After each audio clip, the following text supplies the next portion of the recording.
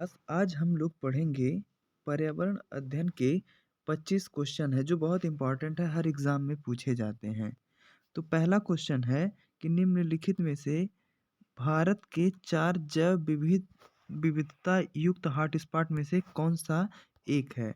4 option है: अरावली पहाड़ियाँ, खासी पहाड़ियाँ, हिमालय पहाड़ियाँ या विंध्याचल की पहाड़ियाँ। तो इसका सही आंसर है क्या है? वो हिमालय की पहाड़ियाँ। अगर बात किया जाए जैव विविधता की हॉटस्पॉट में, तो अगर विश्व के 10 हॉटस्पॉट में से भारत के 4 हॉटस्पॉट हैं। एक हिमालय क्षेत्र है, पश्चिमी घाट है, और सुंडो वर्मा क्षेत्र है, और सोंडालैंड क्षेत्र है। और भारत का एक महत्वपूर्ण स्थान है इसमें। दूसरा क्वेश्चन है, सीएनजी व बायोगैस के मुख्य घटक कौन से हैं? 4 ऑप्शन है आपके सामने: प्रोपेन, हाइड्रोजन सल्फाइड, मीथेन या फिर एथेन। तो इसका सही ऑप्शन है मीथेन। तीसरा ऑप्शन सही हो जाएगा। नेक्स्ट क्वेश्चन है, भारत में जल सप्ताह 2019 कब मनाया जाता है? तो हर साल ये जल सप्ताह मनाया जाता है। तो अगर 2019 की बात किया जाए या हर साल, तो ये मनाया जाता है 2 अक्टूबर से लेके 8 अक्टूबर तक। तो इसका क्या हो जाएगा? सी ऑप्शन सही हो जाएगा। अगले क्वेश्चन की तरफ बढ़ते हैं। 124 है कि इसमें सही मिलान करना है। तो मिलान करने के लिए हमको सब चीज़ की ज़रूरत पड़ेगी यहाँ पे। तो क्या होगा कि पहला है कि गिर राष्ट्रीय उद्यान कहाँ पे है? तो गिर राष्ट्रीय उद्यान जो है वो है गुजरात में है, लेकिन किसके लिए फेमस है? बाघ के लिए फेमस है। तो पहले का क्या हो जाएगा? दूसरा हो जाएगा। उसके बाद रणथंभौर कहाँ पे है? तो रणथंभौर जो है वो राजस्थान में है, लेकिन ये किसके लिए फेमस है? बाघ के लिए फेमस है। काजीरंगा किसके लिए फेमस है? तो ये एक सींग वाले गैंडे के लिए फेमस है। तो तीसरे का हो जाएगा चौथा। बांदीपुर किसके लिए फेमस है? तो बांदीपुर जो है वो हाथी के लिए फेमस है। और कंचनजंगा जो है वो कस्तूरी मृग के लिए फेमस है। तो इसका मतलब कि ऐसे हम लोग मिलान करेंगे। अब ऑप्शन देखते हैं कौन सा सही होगा। तो ऑप्शन जो सही होगा वो इस हिसाब से हो जाएगा कि बी ऑप्शन। अब बढ़ते हैं अगले क्वेश्चन की तरफ। अगला क्वेश्चन है, निम्नलिखित में से ऊर्जा के गैर पारंपरिक स्रोत का समूह क्या है? तो एक होता है पारंपरिक, एक होता है गैर पारंपरिक। तो आपके सामने ऑप्शंस हैं: खनिज तेल, प्राकृतिक गैस, कोयला। दूसरा है कोयला, पवन ऊर्जा या फिर बायोगैस। और तीसरा सौर ऊर्जा, परमाणु ऊर्जा और पवन ऊर्जा। और चौथा है भूतापीय ऊर्जा, प्राकृतिक गैस और पेट्रोलियम। तो आपको बताना है। तो उससे पहले हम लोग को ये जानना होगा कि पारंपरिक और गैर पारंपरिक स्रोत क्या होते हैं।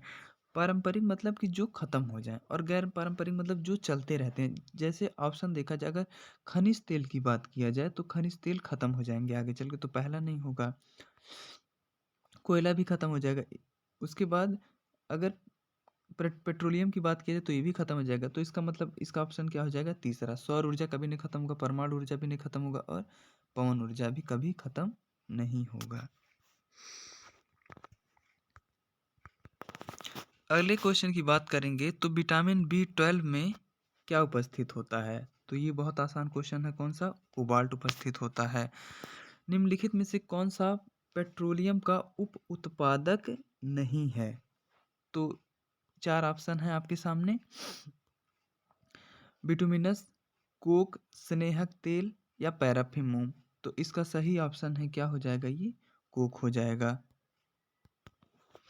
क्वेश्चन नंबर नेक्स्ट है, निम्नलिखित में से कौन सा क्रियाकलाप जंगलों के विनाश के लिए उत्तरदायी है? तो खनिजों की खुदाई बिल्कुल सही है। खनिज जैसे खोदा जाता है उसको जंगल को काट के ही वहीं पे होते हैं। बांस से टोकरी बनाना ये गलत हो गया। बांध का निर्माण करना ये भी सही है, जंगल को काट के ही बांध बनाया जाता है। पत्तों का पत्तल बना ये भी गलत हो गया। कृषि के लिए भूमि तैयार करना, ये भी पता कि जब देश आज़ाद हो उसके बाद से वनों की बहुत ज़्यादा कटाई हुई और कृषि के लिए हम लोग भूमि तैयार किए। तो इसका ऑप्शन क्या हो जाएगा? पहला, तीसरा और 5वां, ये क्या हो जाएगा, इसका आंसर हो जाएगा। नेक्स्ट क्वेश्चन है कि जयमंडल रिजर्व के बारे में निम्नलिखित में से कौन सा एक कथन सत्य है। तो पहला है, इसकी सीमा के अंदर अन्य कोई संरक्षित क्षेत्र नहीं है, ये गलत है। इस संरक्षित क्षेत्र में केवल समाप्त होने वाली प्रजातियां रहती हैं, या यह केवल पादपों व जानवरों के लिए संरक्षित है, या यह क्षेत्र जैव विविधता व वहाँ की संस्कृति दोनों के लिए संरक्षित है। तो इसका सही आंसर हो जाएगा यही डी ऑप्शन हो जाएगा। अगला क्वेश्चन है, वन्य जीव संरक्षण अधिनियम भारत सरकार द्वारा कब लागू किया गया था। तो ये कब लागू किया गया था, 1972 में। बायोडीजल के लिए किस पौधे की खेती की जाती है। तो सोयाबीन, मूंगफली, रतनजोत या सूरजमुखी। तो ये रतनजोत, इसको इंग्लिश में जेट्रोफा भी बोलते हैं, या तो हिंदी या इंग्लिश दोनों में ऑप्शन में दिया रहेगा। अगला क्वेश्चन है, ओजोन के बारे में निम्न में से क्या सही है। पहला है, यह जानवरों व पादपों के श्वसन के लिए अनिवार्य है। दूसरा है कि यह पराबैंगनी किरणों का अवशोषण करती है। और तीसरा, वायु में इसका प्रतिशत 3% है। चौथा है, इसका उपयोग जल को रोगाणु रहित बनाने के लिए किया जाता है। तो इसमें से देखा जाए, जो ऑप्शन सही होगा वो पराबैंगनी किरणों को रोकती है, और इसका उपयोग जो है जल को रोगाणु रहित बनाने में भी किया जाता है। तो इसका मतलब इसका ऑप्शन हो जाएगा बी। ये 3% नहीं होगा, क्योंकि जीरो जब 78% नाइट्रोजन और 21% ऑक्सीजन हो गया, तो 3% ये कहाँ रहेगा। क्वेश्चन नंबर नेक्स्ट है, भारत के किस क्षेत्र में स्थानांतरित खेती की जाती है। तो एक ही जगह होती है, वो कहाँ पे, उत्तर पूर्वी क्षेत्र में, जहाँ मेघालय, मिजोरम जैसे राज्य होते हैं। और अगला क्वेश्चन है कि वन पारिस्थितिकी तंत्र में पाई जाने वाली खाद्य श्रृंखला का चयन कीजिए, कि मतलब कौन किसको खाता है, ये बताना है। तो 4 ऑप्शन है आपके सामने। इसका सही है कि जो घास को टिड्डा खाता है, टिड्डा को मेढक, मेढक को सांप, और सांप को बाज खाता है। अगला क्वेश्चन है कि ग्लोबल वार्मिंग, वैश्विक गर्माहट में तापमान क्या होता है।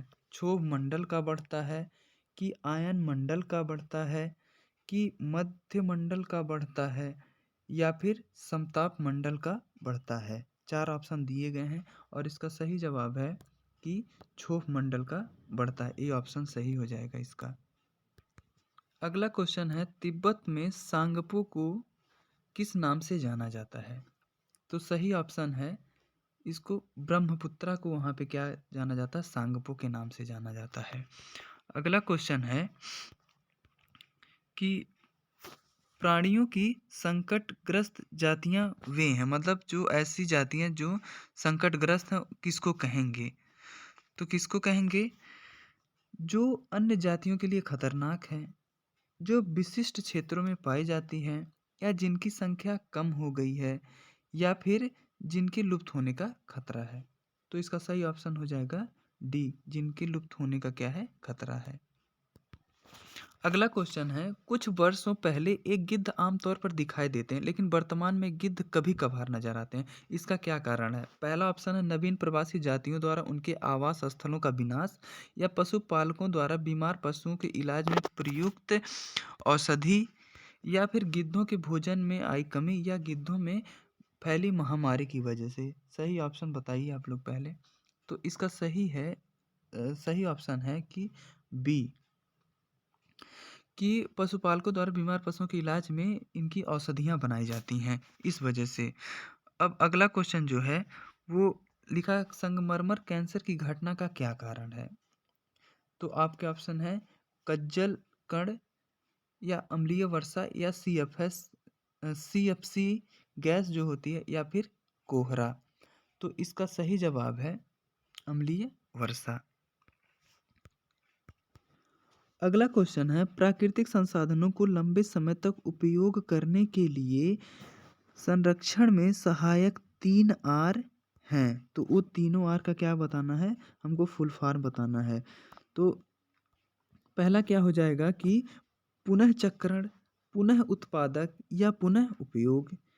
या दूसरा हो जाएगा कि कम उपयोग, पुनः उत्पादक, या पुनः उपयोग। और तीसरा हो जाएगा कम उपयोग, पुनः उत्पादक और पुनः वितरण, या चौथा हो जाएगा कम उपयोग, पुनः चक्रण या फिर पुनः उपयोग। तो इसका सही ऑप्शन है कम उपयोग, पुनः चक्रण और पुनः उपयोग। 3R होते हैं और इसका यही मतलब होता है।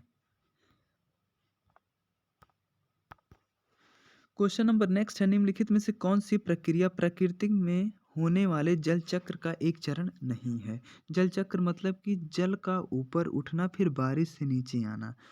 पहला क्या हो जाएगा? इसका ऑप्शन है वाष्पीकरण, वाष्पोत्सर्जन और छेपड़ या प्रकाश संश्लेषण। तो इसका जो सही आंसर होगा वो है प्रकाश संश्लेषण, क्योंकि जो प्रकाश संश्लेषण होता है वो पौधों में होता है।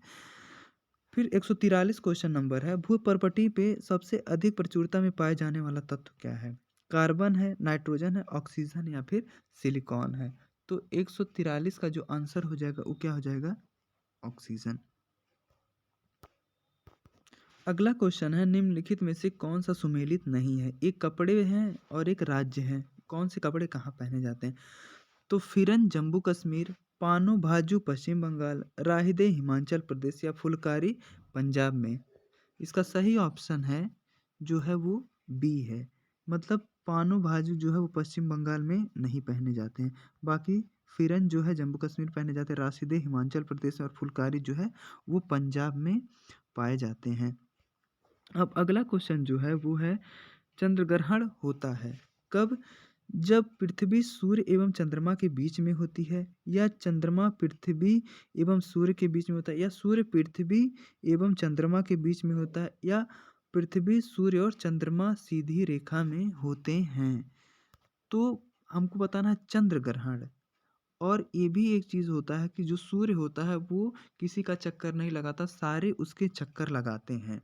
तो इसका सही ऑप्शन हो जाएगा कि जब पृथ्वी जो है सूर्य और चंद्रमा के बीच में होता है तब चंद्र